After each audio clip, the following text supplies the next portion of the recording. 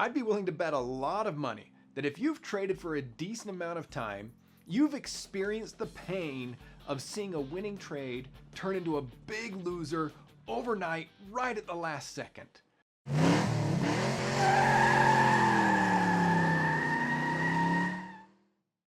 Knowing when to take your profits is one of the hardest skills for traders to master. In this video, we're going to focus on non-directional vertical spreads and how to know when it is time to take your profit. Well, tell me if this sounds familiar. You're monitoring your portfolio, and one of your option trades, a vertical spread, is performing well and it's showing a good profit. Now at this point, you probably have two voices that start talking to you. One says, be smart, take your win. Nobody goes broke taking a profit. The other says, oh, just hold on a little bit longer. You should let your winners run. All too often, you choose to stay in a little bit longer. Something unexpected happens and your winning trade suddenly turns into a big loser. But if you exit too early, you end up cutting your winners short, and that can be just as damaging. Now, if you like this video or want to learn more about option trading, please don't forget to like this video and subscribe to our channel. Out of the money credit spread trading has long been a popular strategy used by retail investors. After all, you can make money on time decay, you don't need to be right about direction, and you can trade with a very high probability of success. The major drawback to this approach is that one big losing trade can wipe out multiple winning trades. And even though you win more often than you lose, you can still end up losing money overall. I'd be willing to bet a lot of money that if you've traded for a decent amount of time, you've experienced the pain of seeing a winning trade turn into a big loser overnight right at the last second. Well, knowing when to take profit and exit a vertical spread can minimize the chances of this type of event. The most common approach beginners tend to take when managing their out-of-the-money vertical credit spreads is to let them expire worthless if possible. This is the wrong technique. It leads to long-term losses, and I'm going to explain why. Well, let's suppose you put on a typical out-of-the-money credit spread. It's a 1-month, $5 wide vertical. You get a credit of $1 per share to put it on. Well, that means your maximum profit is $100 and your maximum loss is $400. 25% return on your risk. After 2 weeks, you're showing a profit of 80 bucks. In other words, you're making about 80% of what you could make and you still have 2 weeks remaining, leaving you with another $20 you could profit. If you stay in this trade, you're now risking $480 to make $20.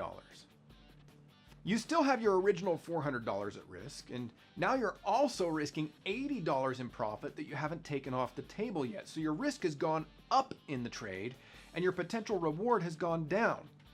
When you first put this trade on, you were hoping to make 25% return over 4 weeks. Now you're looking at about 4% over 2 weeks.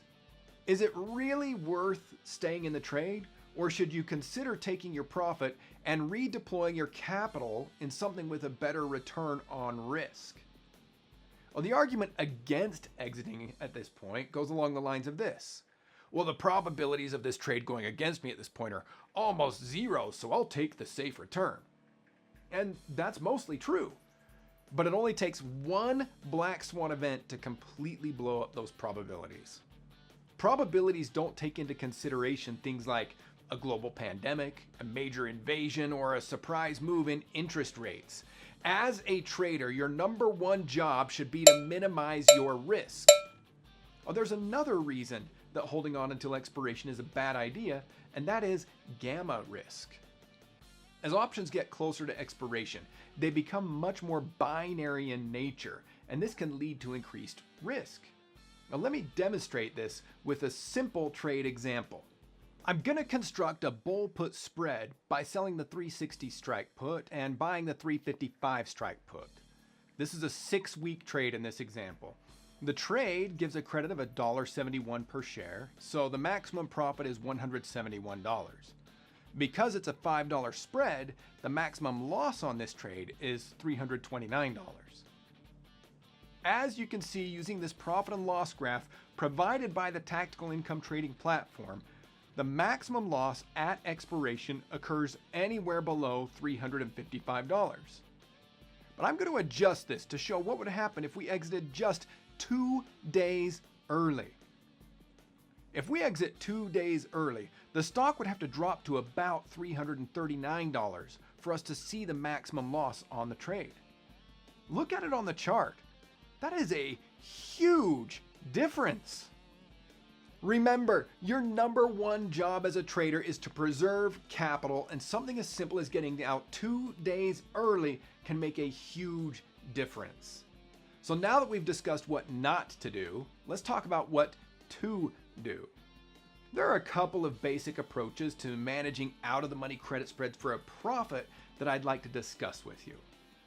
First is just set a target percentage, somewhere between like 50% and 80%. For example, if you've made 50% of what you could make, you just get out. Doesn't matter how much time you have remaining in the trade. Now, this approach is simple, easy to manage, and it significantly reduces the chance of a winning trade suddenly turning into a big loser. You can experiment with what percentage works best for you. The second approach is a tiered approach. You could divide your trade into quarters. For example, if you had a 4-week trade, each week would be 1/4 of the trade. Now, if during the first week of the trade you're making 50% or more of what you could make, go ahead and take your profit. If by the second week of the trade you're making 65% or so of what you could make, exit. 3 weeks or longer, target 75 or 80%. This approach takes into consideration not only how much you could make, but also the time in which you could make it. It's a bit more complex to manage than just a straight percentage, but it's also more flexible. No matter what rules you choose to use, the biggest key is to stick with the same rules for long enough to let them work. Every trader experiences losses. No matter how good your rules are, there will be times you lose money. You need to let the probabilities work in your favor and stick with your successful rules. Now, if you've enjoyed this video, again, please don't forget to like, give me a thumbs up, and hit that subscribe button.